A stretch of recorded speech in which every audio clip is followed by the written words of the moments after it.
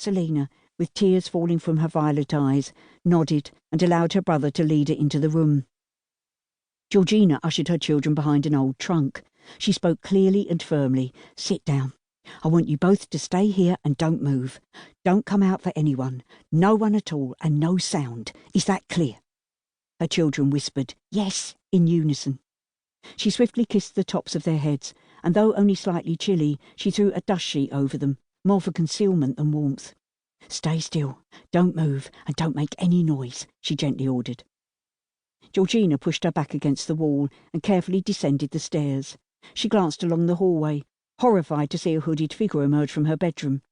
Quickly stepping back into the darkness, she saw the uninvited guest run from her room and into Alfie's. He must have realised that she was hiding somewhere. He then pounded along the hallway towards Selina's room.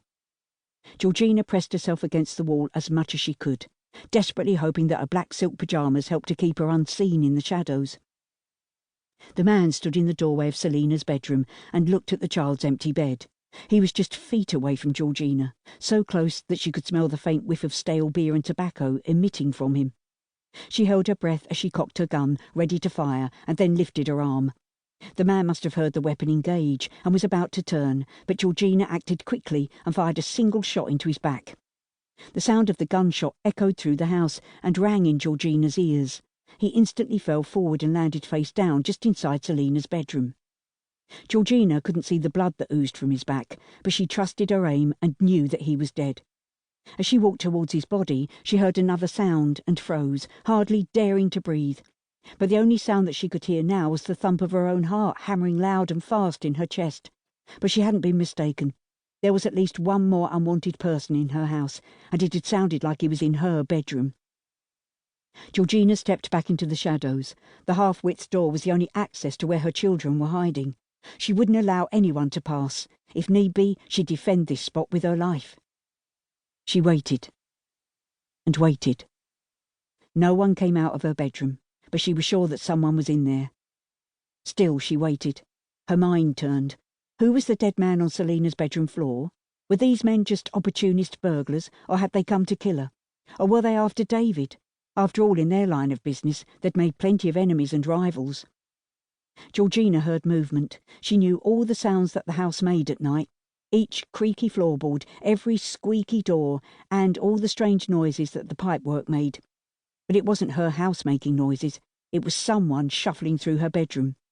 She strained her eyes in the dark and saw the shadowy outline of a largely built man making a run from her bedroom towards the staircase. Georgina fired at him. 2 shots, but the man kept running and was soon out of sight. She was tempted to chase after him, but she refused to leave the door to the attic unguarded. An hour must have passed. It had been a very long hour, and Georgina's hand was aching from fiercely gripping her gun. She wanted to go to her children and knew that they'd be petrified, but there could still be someone in her home. At least her heart rate had calmed somewhat. She drew in a long, deep breath and tried to think clearly. The sun would be rising in another hour or two and would illuminate the house. She'd wait until then before searching the place. More time passed. The house remained silent. The birds outside began to sing, and at last the sun came up and streamed through the windows. The shadow in the corner by the narrow door where Georgina had concealed herself had gone now. She carefully edged towards Selina's bedroom. The lifeless body of the hooded man had bled out and soaked the cream carpet. She crouched beside the corpse and pulled down his hood to look closer at his face.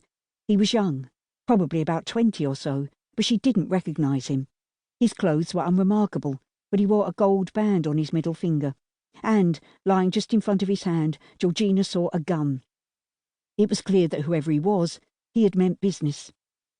She inched away from Selina's bedroom and quickly checked her own. The open wardrobe doors and a box pulled from under her bed showed that someone had been searching for her. Once she was sure that no one was hiding in the room, she checked Alfie's. Again, the wardrobe had been rummaged. As Georgina crept downstairs, she glanced at the 2 bullets from her gun that were embedded in the wall. She leaned over the banisters and looked down into the large passageway. Craning her neck, she could see that the front door was closed.